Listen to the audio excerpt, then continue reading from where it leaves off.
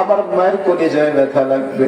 এমন একটা জব তুমি আমাকে শিখা দাও, যে জবটা শোনার পরে তুমি মালিকও খুশি হয়ে যাবা, আমার মায়ের কলিজাটাও খুশি হয়ে যাবে। আল্লাহু আকবার, আরো বলুন আল্লাহু আকবার। ও মুসলমান ইমানদার আল্লাহর গোলাম, এবার আল্লাহ পাক রব্বুল আলামিন তার মেয়েদের ভিতরে জবাব দিয়ে দিয়েছে। আবার মা যখন জিজ্ঞাসা করেছে, সন্তান তুমি কি খাও নাই, তুমি কোন হারে থাকো? ডাকতে বলে, মা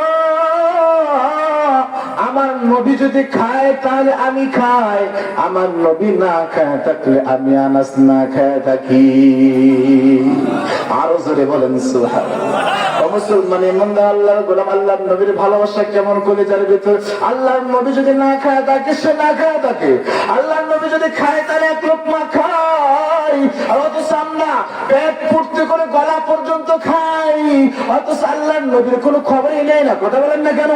আল্লাহর নবীকে নিয়ে ব্যঙ্গ করা হয়, গালি দেওয়া হয়, আমার রক্ত গরম হয় না।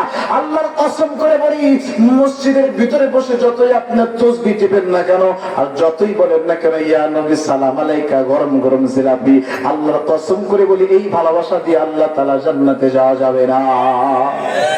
আল্লাহর নবী খাইলে আমি খাই, আল্লাহর নবী না খাইলে আমি খাই না। আনাসের মায়ের বুঝতে পারবে কি নাই যে আল্লাহর পয়গম্বর না খেয়ে আছে।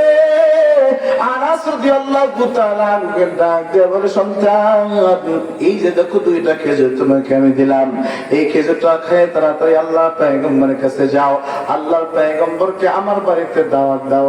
আমি কথাটা বোঝাইতে চাই যে আল্লাহর পয়গম্বরকে কেমনে অনুসরণ করবেন। ও মুসলমান ইমানদার আল্লাহর বলা, ওই যে মনে আছে আলী রাদিয়াল্লাহু তাআলা আনহু একটা কথার কারণে জীবন উৎসর্গ দিতে রাজি হয়েছে, মনে আছে আপনার? হ্যাঁ, আনাস রাদিয়াল্লাহু তাআলা আনহুকে যখন বলল দুইটা খেজুর খাও, দুইটা খেজুর খেয়ে তুমি আল্লাহর পয়গম্বরের কাছে যাও, আমার বাড়িতে দাওয়াতটা তুমি পৌঁছে দাও। আনাস রাদিয়াল্লাহু তাআলা আনহু যখন খেজুর দুইটা খেয়ে আল্লাহর পয়গম্বরের কাছে চলে গেছে, আল্লাহর পয়গম্বর সাল্লাল্লাহু আলাইহি ওয়াসাল্লামের কাছে গেছে, এদিকে আনাসের মা আল্লাহ তাআলার কাছে দুইটা আরজি করছে। কয়টা? জোরে বলেন। দুইটা আরজি তার দিলের ভিতরে তামান্না আছে দুইটা। ও মুসলমান ইমানদার আল্লাহর গোলাম, আনাস রাদিয়াল্লাহু তাআলা আল্লাহর পয়গম্বরকে ডাক দিয়ে বলে, পয়গম্বর, ও পয়গম্বর, আমার মা আপনাকে একটু মেহমানদারি করাইতে চায়, আপনাকে আমার বাসায় একটু দাওয়াত কবুল করবেন নাকি? ও মুসলমান, আমি আপনাদের কাছে জানতে চাই, বলেন তো এলাকাবাসী যারা আছেন, এই মাদ্রাসার মুহতামিম সাজিদুল ইসলাম খায়রি ভাই যদি বলে, ও ভাই আব্দুর রহিম ভাই, আগামীকালকে আপনার বাসায় এক প্লেট খানা খাইতেছে, এক বেলা খাইতেছে, রাজি হবেন না? হ্যাঁ, বাজারে সর্বোচ্চ বড় মাছ আনার চেষ্টা করে, কথা বলেন না কেন?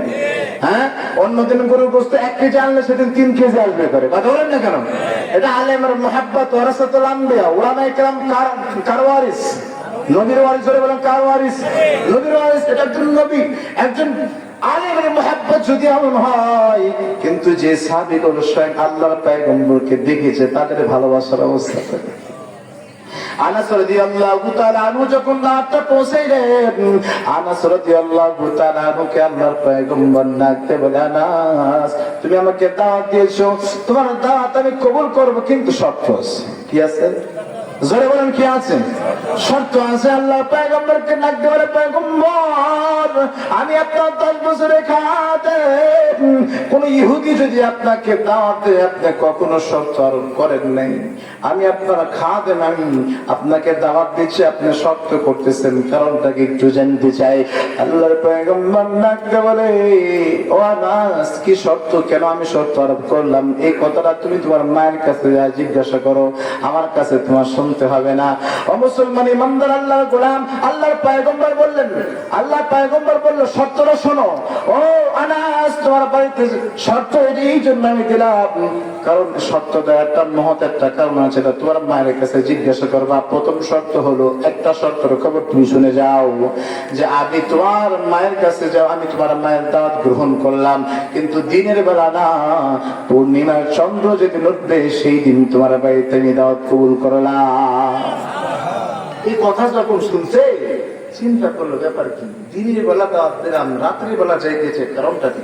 সোজা মায়ের কাছে দৌড় দিছে, মা ব্যাপার কি? তুমি আমার এই পয়গম্বরকে দাওয়াত করার কথা বললা, পয়গম্বরকে দাওয়াত করলাম, পয়গম্বর দিনে না হয় রাতের বেলা কবুল করছেন কেন? এই ফেরটাকে, মাকসাদটাকে